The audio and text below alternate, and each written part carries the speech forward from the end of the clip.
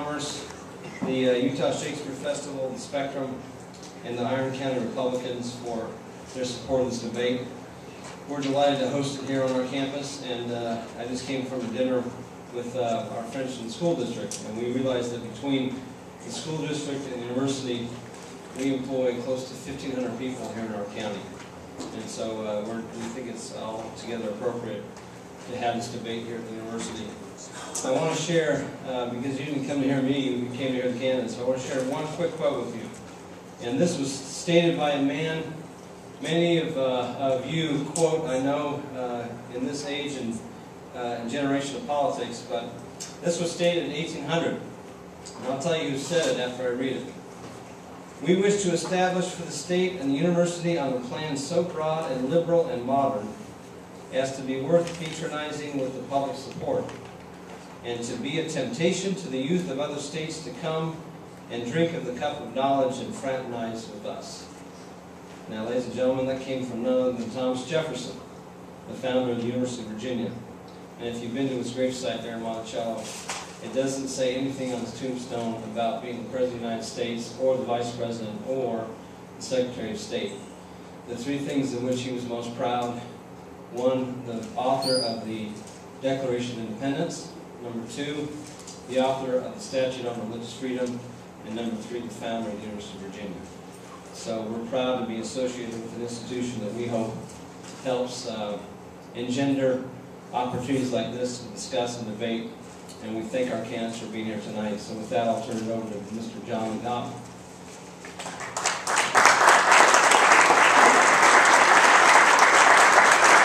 We're going to go ahead and welcome Mr. Carling and Mr. Westwood to the stage. And while they are on their way up, I'll give you a quick brief of what the debate will be like tonight. So what we have is we'll start with the House District 72 candidates, and we're going to give them a minute for opening statements. And then we'll have 4 prepared questions that have been submitted by the Iron County Republican Party, the Iron County School District, the Cedar City Chamber of Commerce, Southern Utah University, and also the Utah Shakespeare Festival. After we go through a few of those questions, we will also have some time for some audience questions. I believe I saw a few people submitting them.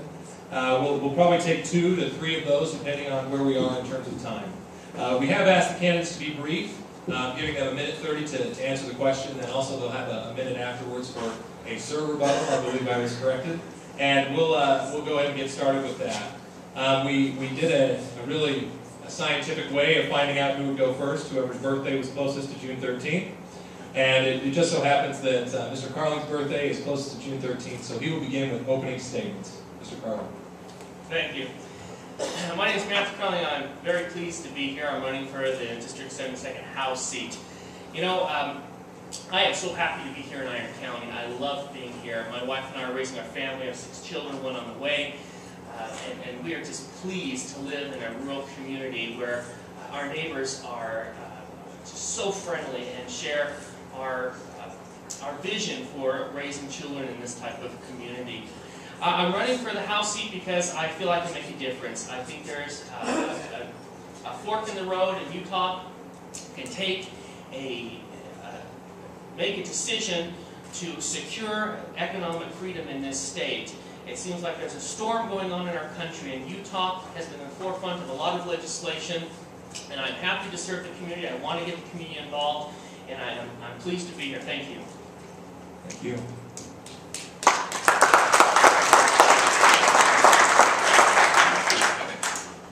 I'm John Westwood. I'm delighted to be here this evening. I have a strong history with SUU, where I went to this university, graduated from this university, as well as my wife, and each of my children graduated from this university. Fun part was my girls got to play basketball here for the university, and my one son playing football for the university. My wife's grandfather was a professor here for a long time. So I appreciate this university so much. I'm running because of my experience, and I think the experience and knowledge that I have will help our state navigate through these troubled economic times. I'm the Chief Financial Officer of the State Bank of Southern Utah. I've been there 36 years and have seen many economic cycles. So I've served on the city council 9 years, and the planning commission 10 years. I appreciate your support.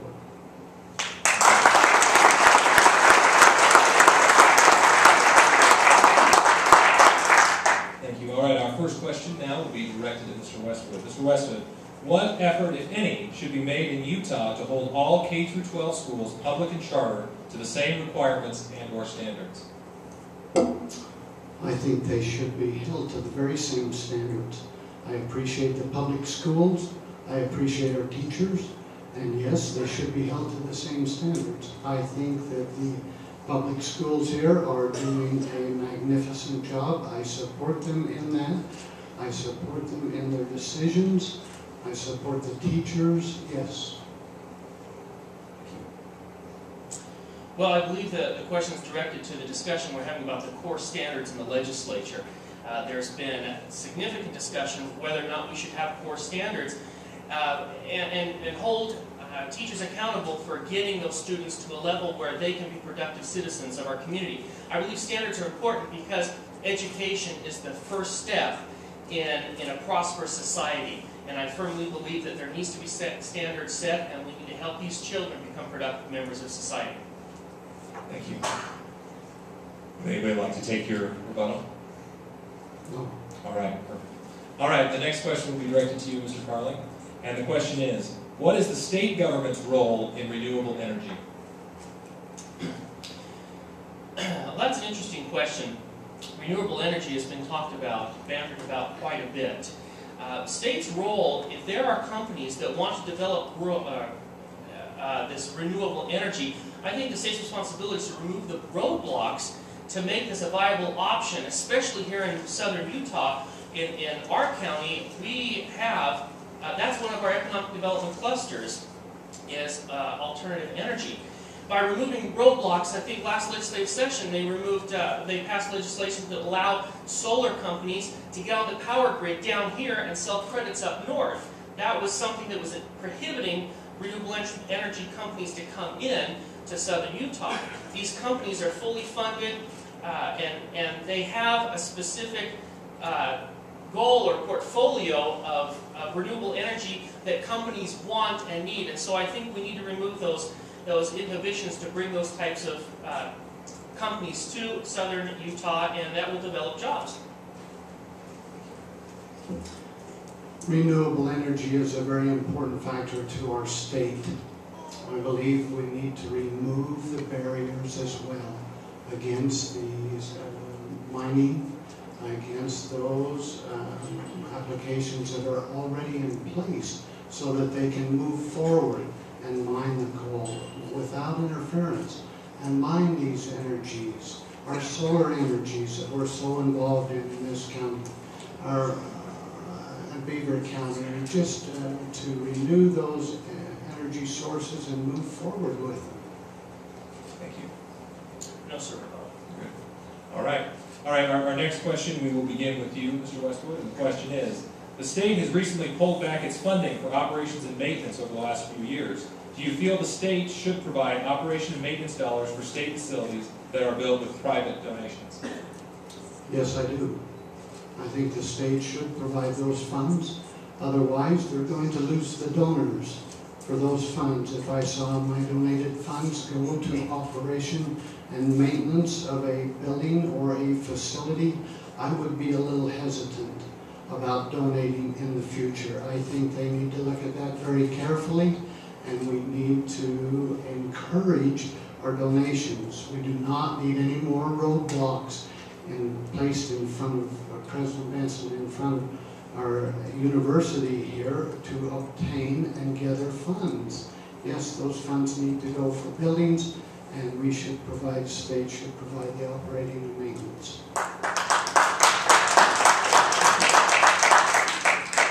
You know, simply put, there are some things that the state can do more efficiently and better than private business, private entities. And in the situation where state funds are used for these types of businesses in conjunction, in a partnership, I agree that should happen. It works well and it's very efficient. Thank you.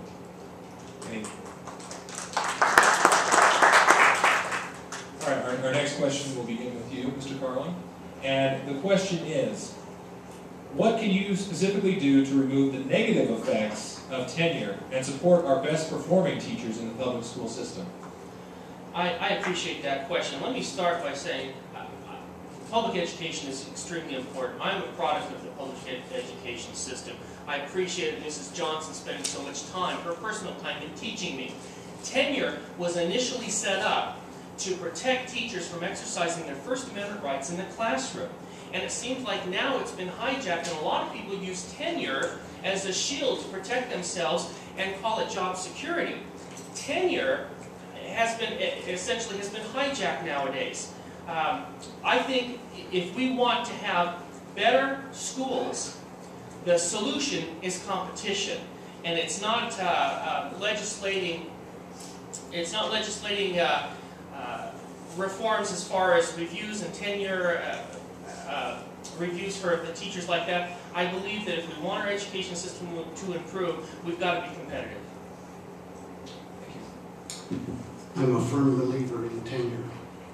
I think that the proper oversights need to be in place for that tenure. We have to be very careful there, because we encourage professors. We encourage those professors to come here with ideas, and we encourage them to grow and develop their curriculum and ideas here. We need to take care of them and be very careful. But we also need the proper oversights in place, and I think and feel President Benson and Provost Brad Cook have that well in hand and are doing a good job, and that should be left to them. Any comments? All right, we're rifling through these, so we'll be able to get through most of our audience questions. This is a good thing. All right, Mr. Westwood, we're going to begin with you on this question. This one comes from the audience. It has been proposed, or a reduction in the personal property tax for businesses has been proposed. Would this not create a tax shift to private homeowners? Yes, it would. It would create a tax shift, and that concerns me. I would like to see, as the legislation has been proposed, that a reduction in that business personal property tax be reduced. I see that in our small business. It would be a great help.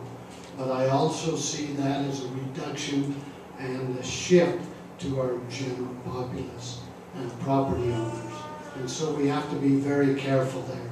I think we have to look at that first and say, what areas are we able to cut before we get to that, so we don't have to tax. We can reduce that tax. Well, I'm a proponent of reducing or abolishing that tax. It's a double tax. I buy equipment to start my business, and then I'm taxed for maintaining that equipment. Is it a tax shift?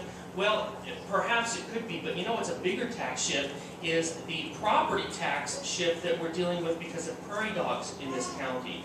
That's something that will affect us more locally than the personal or the business personal property tax, which goes to Salt Lake City. When we talk about local taxes and property taxes, that's something that's under Title 59 that has to be dealt with and stays here locally. Thank you. Mr. Westwood, any comments? No. All right, our next question from the audience, and this is directed at you, Mr. Carling. What is your position on the 17th Amendment? Well, the Founding Fathers initially established the Constitution and elected U.S. Senators by state legislatures. Our state legislatures chose those, our representatives. Because of the 17th Amendment, we no longer have representation that's held locally. What it's basically done is, by passing the Second Amendment and making it a popular vote for our U.S. Senators, we have lost power from the local communities. And it has centralized with the federal government. Power always centralizes before it expands.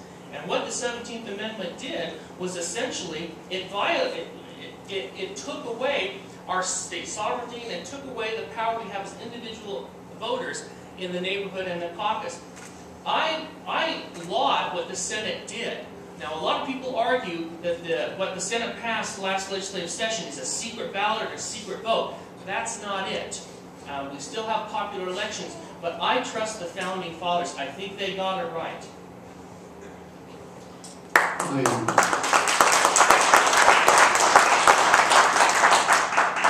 am for the 17th Amendment.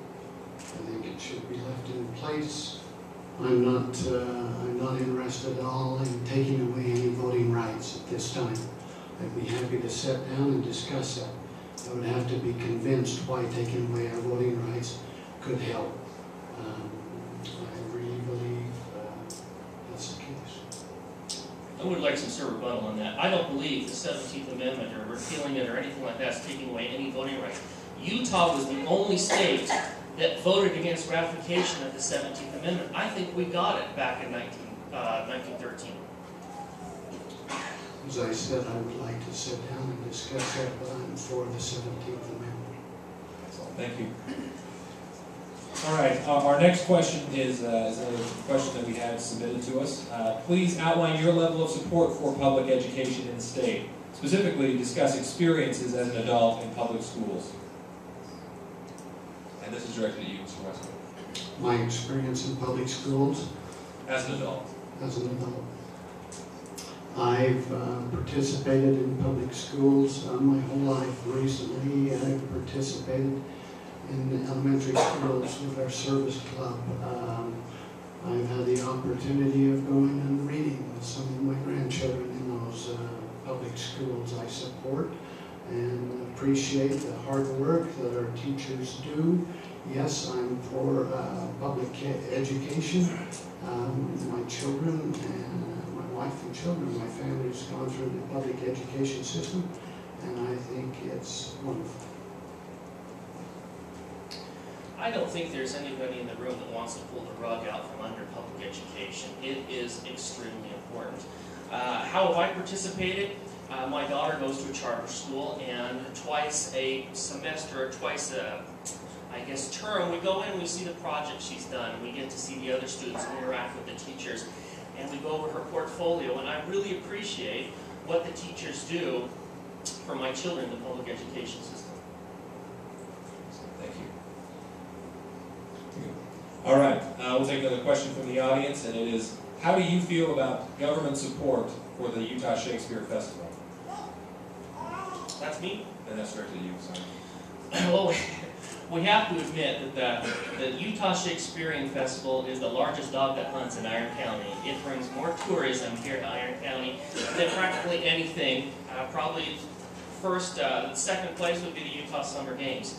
I think that I firmly support the Shakespeare Festival. I enjoy going every year. It's a wonderful opportunity. It's liberal arts, and I love the creativity that we see. And I think that there should be broad-based support from the community at large for a project or for the festival as large as it is to bring tourism here, because it's only going to help us. It's one of those clusters of tourism for economic development. I think the Shakespearean Festival is a necessary part of Iron County. Generating creates and generates a recent study of $35 million annually. That's a huge benefit for this county, a huge benefit for our area. Generating $3.8 million in local and state government revenue. What a wonderful opportunity that is. I completely support the funding for the Utah Shakespearean Festival. You can see in my voting, it's of record here in the Cedar City Council that I was for that every time it came before us. I'm for the RAP tax that it serves right now to help the Utah Shakespearean Festival progress. Yes, do everything I can to promote that.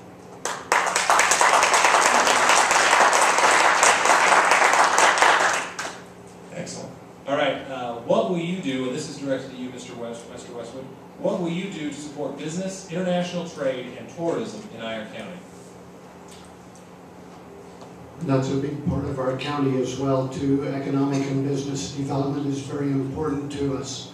I believe to attract business to Iron County, which will benefit our schools, will benefit our community, benefit us all, why then we need to be willing to step up and offer some incentives. Other towns around us offer land, They offer a lot of equipment. They offer a lot of incentives.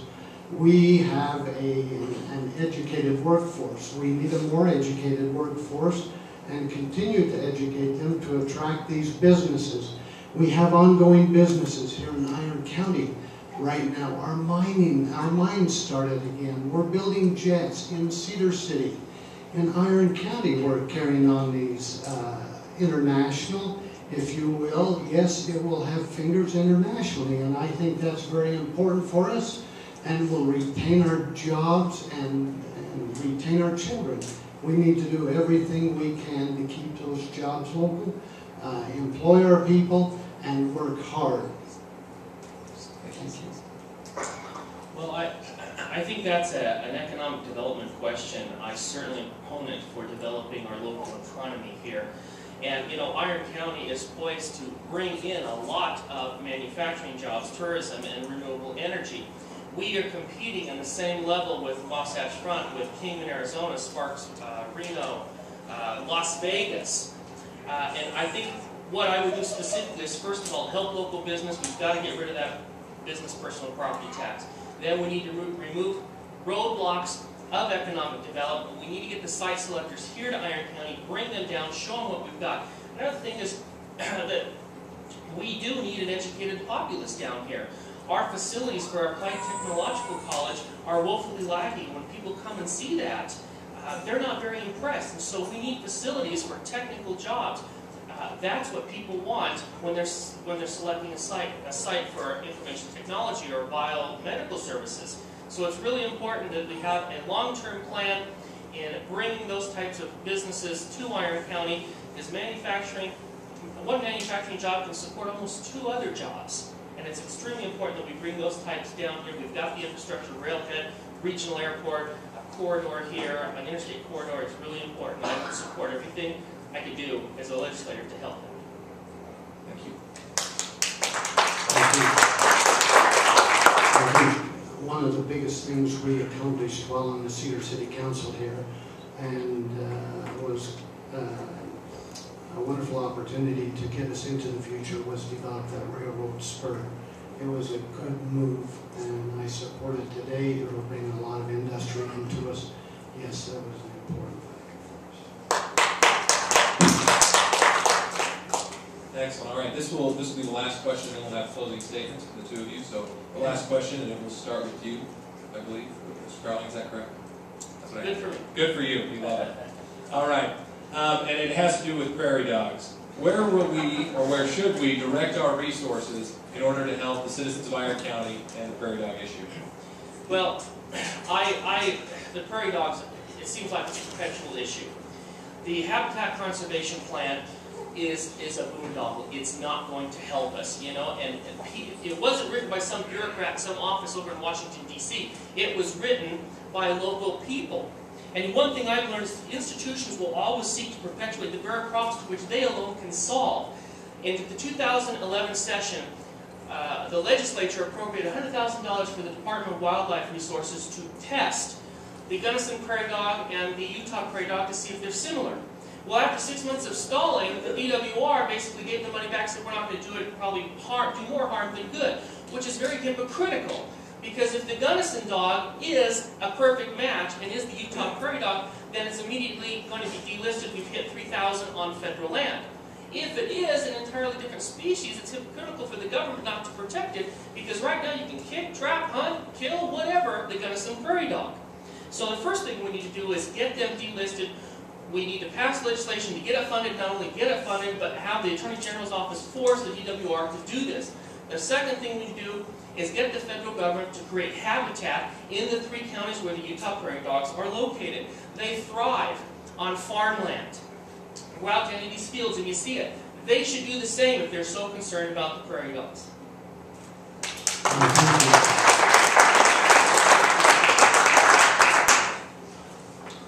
I think that the prairie dog problems will be with us for a while. We need to work with our federal people in solving that problem and the issues. While on the city council, I was working close with our county on our habitation plan. Yes, some good programs are moving forward with that, but we need the help. We need the local, state, and federal level, a three-prong attack to help us with those prairie dogs. Recently, I closed a piece of property for the bank. We paid $7,200, $7,200 to take care of 11 prairie dogs on our property that we sold. So yes, I will do everything I can to help there and be a supporter in changing that. Thank you. Can I have a rebuttal on that? You know, we're all paying for prairie dogs whether we have them on our land or not. Our property taxes have to be a set level every year, the money that comes in. So if somebody's value goes down because it was assessed lower, then ours is going to go up. When enough people understand that your taxes are going up because of the prairie dog issue, and we come with pitchforks and torches, the problem will get solved. Thank you.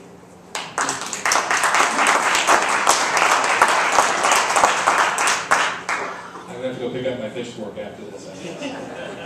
All right, we're going to go ahead and closing statements, and Mr. Westwood, we'll start with you on closing statements. Thank you very much. Thank you, John. Appreciate this time. Appreciate those that have come out and taken time out of their evening to be with us this evening. I appreciate this university so much.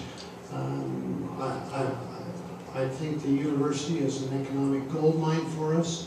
I think the turf that they placed on their football field will bring a lot of economic advantages to this area and to our town. I appreciate so much President Benson and Provost Brad Cook recently reaching out to the business leaders and community members in our area to see what can we do better. I'm serving right now on the SUMA, the Southern Utah Museum of Art Board. I appreciate my involvement with the university.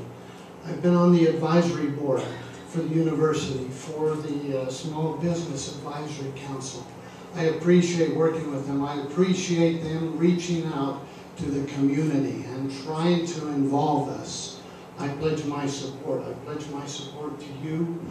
You can see my voting record on the Cedar City Council. You can see my voting record on the Planning Commission. It's a record. I've served. I hope that my experience and my background in running locally and maintaining these offices and working with the public, working on the prairie dog issues, working on issues that face us, that we can move forward. And I hope I can display that background to you and the education in moving forward. Thank you very much.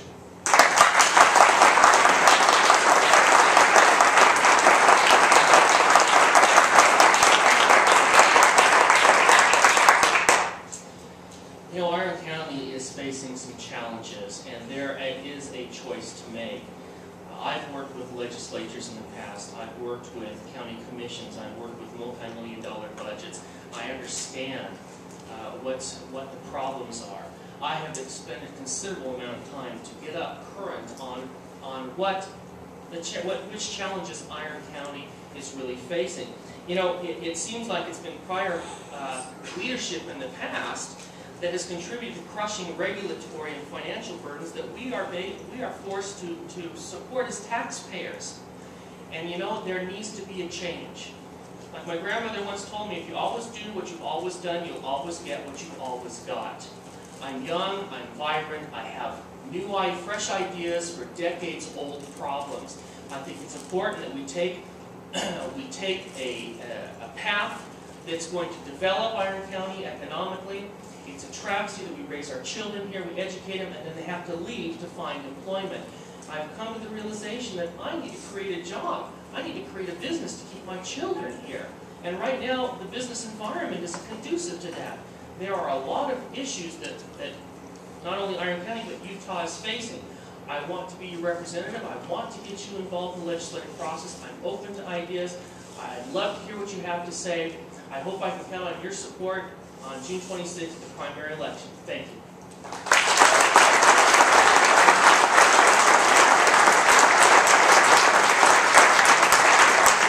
We'd like to thank Mr. Westwood and Mr. Carling for coming tonight. One more round of applause for them for being willing to represent.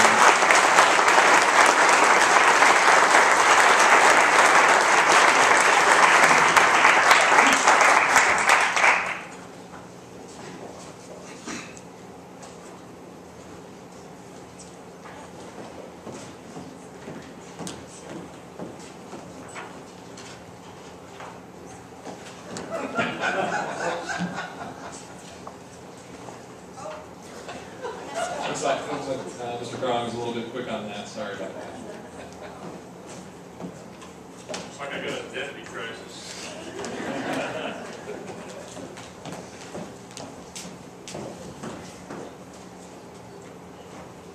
All right, we'd like to thank as well Mr. Anderson and Mr. Vickers for coming tonight to debate and to discuss some of these issues. As we found with the previous debate, typically when you're from the same party, your differences may not always be for every question. So if you don't want to use your rebuttal, that's fine. But we're going to go ahead and get started. And actually, Mr. Vickers' birthday was closest to June 13th, and so he will begin with opening statements with one minute. Thank you. You know, and I appreciate those that have come out today. I just want to thank you for caring to be here.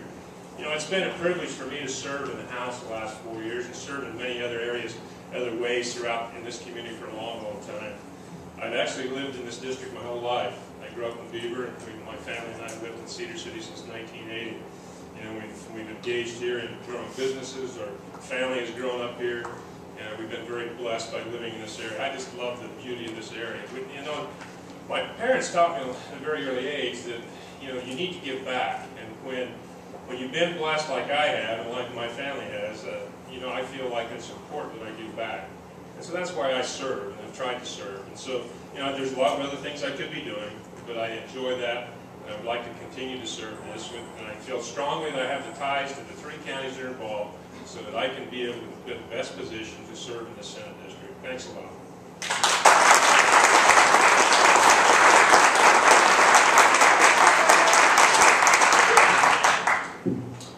Well, thank you. I appreciate the opportunity to be here tonight. I appreciate SUU being willing to allow us to hold this in their venue. I was born in Utah. I've been here for quite a while now. I graduated from SUU. My bachelor's degree in psychology is from SUU. My master's degree in forensic science is from SUU. My family is here as well. My beautiful wife Heidi and my very manipulative daughter Reagan. She winks and smiles at me all the time, and she always gets what she wants. So, the reason I ran for office is because I feel like our country's headed in the wrong direction. We have $16 trillion of debt with the federal government, and 60% of our state budget is federal money. So, if we want to do what's best for SUU, Iron County, our public education, criminal justice, we need to make sure that we put our state in a position to be protected if something happens at the federal level. I'm committed to doing that. I think my record proves that, and I look forward to continuing to serve Senate District 28. Thank you.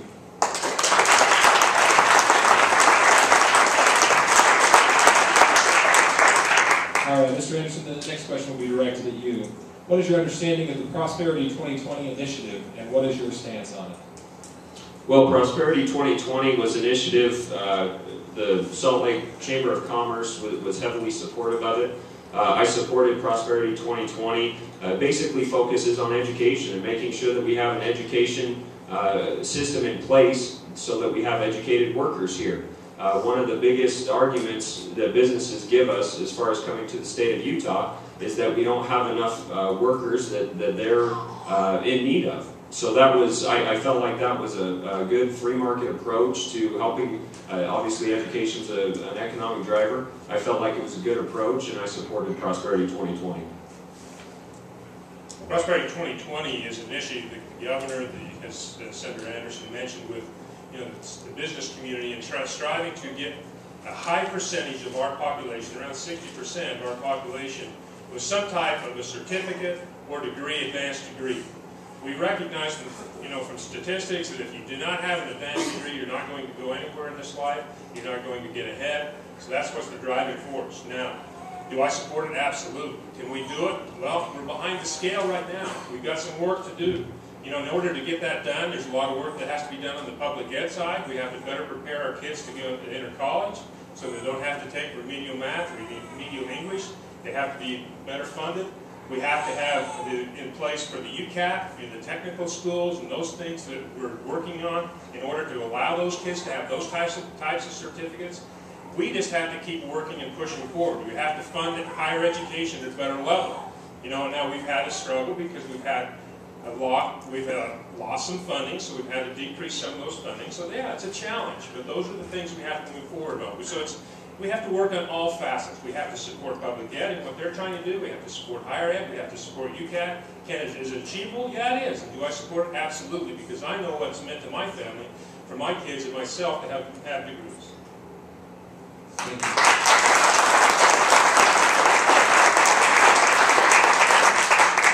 All right, our next question will be directed to you, Mr. Vickers. And the question is, please forgive the length of the question, but here it goes. Last legislative session, Senate Bill 82 was brought into discussion. The bill levied a $1,000 civil penalty to the principal of a school when a complaint came from the representative of a group that claimed they were not being given equal access to teachers and faculty meetings. It was later modified to assess the penalty to the school district. I believe you have both voted on the bill and would like to know if you support the bill and how you would vote if the bill resurfaced. Well, that's a good question. Senate Bill 82, I'll be honest with you, it's not one of the ones I highly recollect. It was a bill, and as you mentioned, it's talking about a principle of fining a school. I don't agree with that. I don't agree with the principle of fining based on that type of a policy. I support public ed, and I apologize. This is not a good answer. I can tell you that right now. It's not a good answer because I don't remember that bill very well. I remember a lot of bills, but not that one. But as a basic principle, when it comes to my public ed program and our public ed program, I support the teachers, I support the administrators, and I support those. So if there's something out there and somebody is trying to say, look, if you're not going to do your job, we're going to fine you, then I don't agree with that. I appreciate Representative Vickers, kind of making it clear that it's very difficult to keep track of all the bills that come before us. In the Senate, Senate Bill 82 was one of 889 that we passed out of the Senate. And that's too many bills, because this is exactly what happens. People aren't able to keep track. There's less transparency, there's less accountability, because we pass so many bills that it's impossible to keep track of them all. On. And that's why I've been trying to keep a very open door policy. My cell phone is always on me. I want you guys to contact me about bills that you're passionate about. Now, Senate Bill 82, the reason that this was brought up is because we have several different associations, organizations that represent teachers. And there were some complaints up north that some associations or organizations were being overly represented and there wasn't equal access being provided. So this was a bill that was brought up by a senator in attempts of trying to provide equal access to all the different associations. I didn't necessarily agree with the way that they were going to enforce the bill, but I think generally speaking that's a good policy to support equal access for all associations and organizations.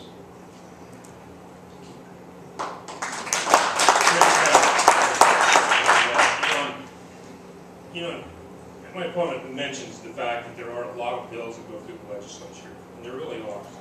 And sometimes it's fast-paced, just so you understand. And as I look at bills like this, when I look to education bills that concern our teachers, bills that concern our administrators, bills that concern our charter schools, I look back to my constituents to try to find out what's going on. So I have people, so I work very hard to develop relationships with, PTA, members of the teachers' organizations, members of the administration, the superintendents, the principals, so that if I have a question on something like this, I can call them and I can get an answer pretty quick, or send them a message. Sometimes even Facebook, sitting there on the floor of the house. So I just want you to know the process I go through when I vote on a bill like that. I make sure that I find out what my constituents are concerned about, and both is going to best represent their interests.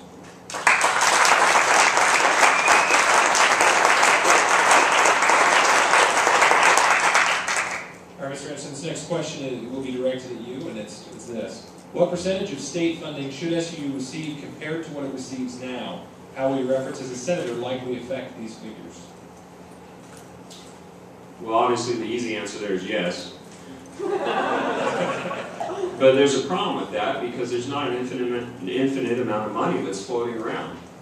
And one thing that I've been very passionate about, that I've been very consistent with, is that we ought to shore up existing portions of the budget before we create new programs. The fact is we have $450 million in new additional revenue to the state this year, and higher education didn't see very much of that. We created new programs that I disagreed with and I voted against because I felt like it was taking dollars away not only from higher education, but also public education and criminal justice.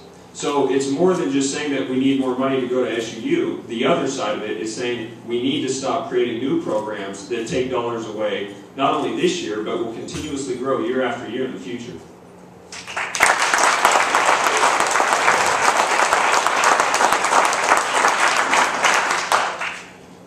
Currently, SUU receives 45% of their funding from the state of Utah.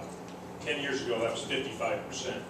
So that's continued to go down over the years. And the concern I have is, when we talk about public ed funding, quite frankly, most legislators are right there. Let's fund it on public ed the best possible way.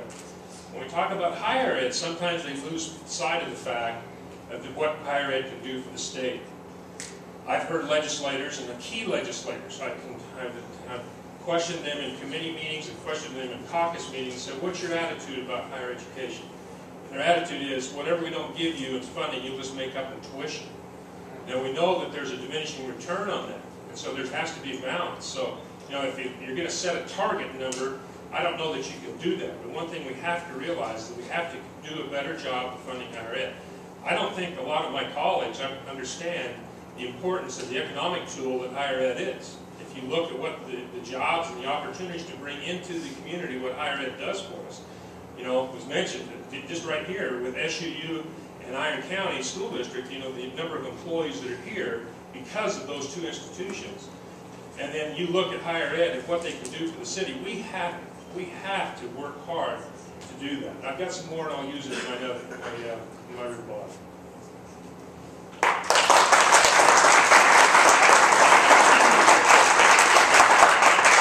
You might be able to rebut yourself, so.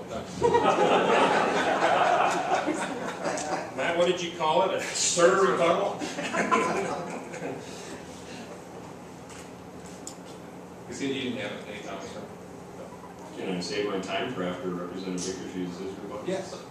So if you'd like, you can continue. Thank you.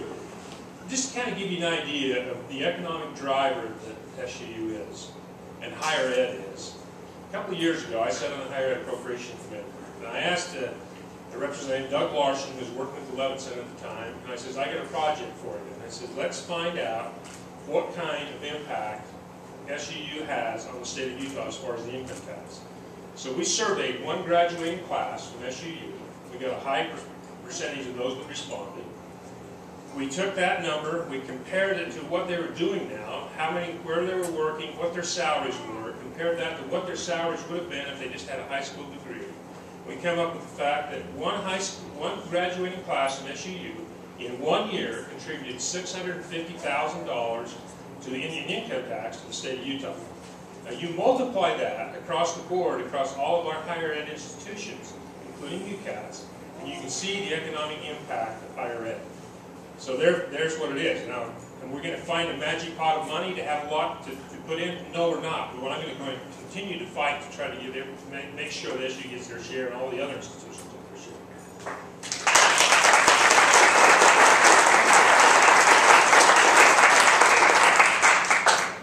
The current way that we fund higher education in the state is in many degrees detrimental to SUU because our mission here is different than other universities. Universities and colleges receive a large portion of their funding based on how many students they have. So they have open enrollment policies, and their goal isn't what's coming out on the other side, it's what they're putting into it.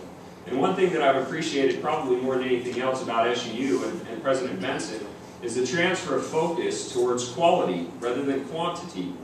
So I support the mission-based funding initiative. I think it's incredibly important. I've supported Senator Steve Urquhart, who's spearheaded that initiative. I'm glad to have his support in this race.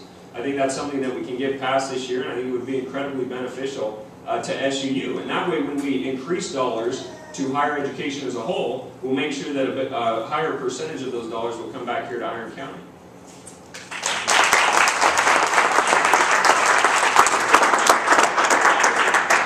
To kind of piggyback off that question, we have a question that relates to that, and this one will be directed to you, Mr. Vickers. The question is, much of the campaign rhetoric that has gone out for both campaigns has challenged the use of donations and support from entities outside of the boundaries of this seat.